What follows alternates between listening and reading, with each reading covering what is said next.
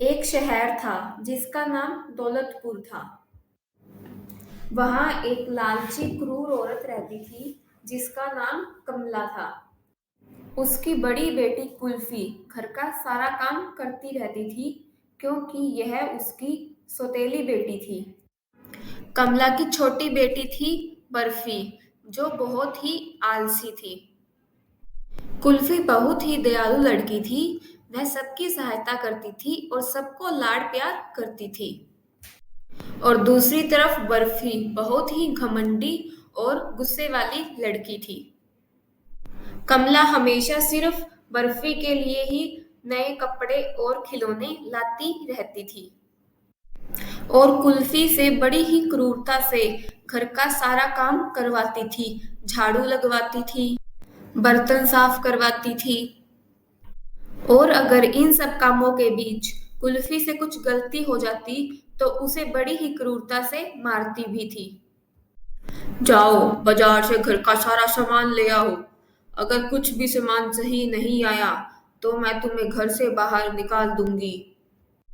ये सब सुनकर कुल्फी चुपचाप वहां से चली जाती है। कुल्फी घर का सारा सामान लेने एक स्टोर में आती है और सब सामान अच्छे से लेकर वो घर की तरफ वापस चली जाती है। कुल्फी घर पहुंचकर रसोई में खाना बनाती है। तभी उसकी उंगली जल जाती है और वो रोने लगती है। कुल्फी की रोने की आवाज सुनकर कमला रसोई की तरफ आती है। कमला उसकी केयर करने की बजाय रसोई में आकर उस पर और चिल्लाती है और उसे मारती है। जब कमला रसोई से चली जाती है तब वहां एक बहुत ही सुंदर परी आती है। तुम रो क्यों रही हो? मुझसे यहाँ कोई भी प्यार नहीं करता और सब मुझे मारते रहते हैं। तुम मेरे साथ चलो, मैं तुम्हें बहुत प्यार से रखूंगी। परी कुल्फी को अपने साथ लेकर वहां से चली जाती है। परी और कुल्फी बादलों के बीच से उड़ते हुए परी के घर की तरफ जाते हैं। परी कुल्फी को एक बहुत ही सुंदर महल में लेकर पहुंचती है। परी कुल्फी को एक बहुत ही सुंदर रंग बिरंगा कमरा रहने के लिए देती है। तुम थक गई होगी, यहाँ बैठकर तुम आराम करो। अब कुल्फी परी के साथ बैठकर बहुत ही स्वादिष्ट खाना खाती है। अब कुल्फी अपने कमरे में आती है और आराम से बिना कोई चिंता किए सो जाती है। एक दिन परी बैठी होती है और कुल्फी परी के पास जाती है। आओ बैठो मेरे पास। मुझे यहाँ आए बहुत दिन हो गए, मुझे घर की याद आ रही है। ठीक है, मैं तुम्हें भेजने का इंतजाम करती हूँ।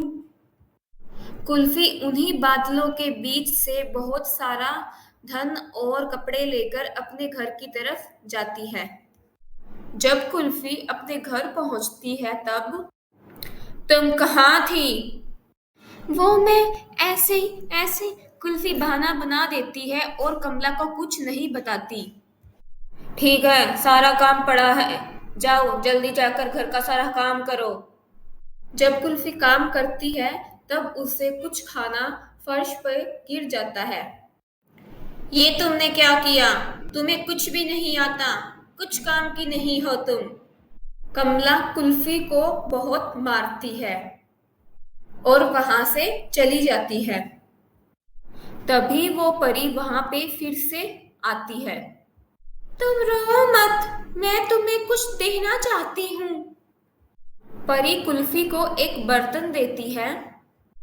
ये एक जादुई बर्तन है, तुम इससे जितने चाहे पैसे मांग लेना, ये तुम्हें दे देगा।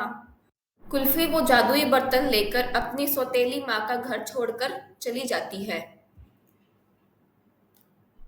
और अपने लिए एक नया और आलीशान घर खरीद लेती है। कुल्फी अब खुशी से और आराम से अपने घर में बैठ के खाना खाती है।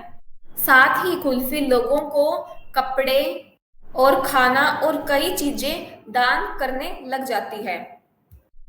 एक दिन कुल्फी की सौतेली माँ और बहन कुल्फी को ये सब करते हुए छुप छुप के देख लेते हैं। माँ, इसके पास इतना सारा पैसा कहाँ से आ गया?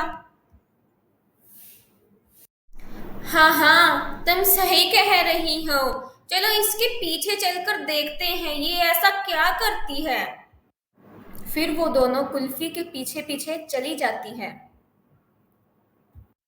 जब कुल्फी अपने घर पहुंचकर उस जादुई बर्तन का शुक्रिया करते हुए उससे बात करती है, तब कमला और बर्फी सारी बातें उसकी छुप छुप के सुन लेती है। कुल्फी उठकर वहां से कहीं इधर उधर चली जाती है। तभी कमला और बर्फी चुपके से उसका जादुई बर्तन चुरा के अपने घर पर आ जाती है। हे जादुई बर्तन, हमें बहुत सारे पैसे दो, हमें अमीर बना दो। इतना कहते ही जादुई बर्तन से बहुत सारे सांप निकल आते हैं और दोनों माँ बेटी खूब जोर जोर से डर के मारे चिल्लाने लग जाती है। अब दोनों माँ बेटी समझ जाती है और वो बर्तन को लेकर वापिस कुल्फी के घर पर आ जाती है। कुल्फी, हमें माफ कर दो, हमने तुम पे बहुत अत्याचार किए हैं। हम समझ गए हैं कि तुम दिल की बहुत अच्छी हो। कुल्फी कमला और बर्फी को माफ कर देती है और तीनों फिर से एक साथ बड़ी ही खुशी से रहने लगते हैं।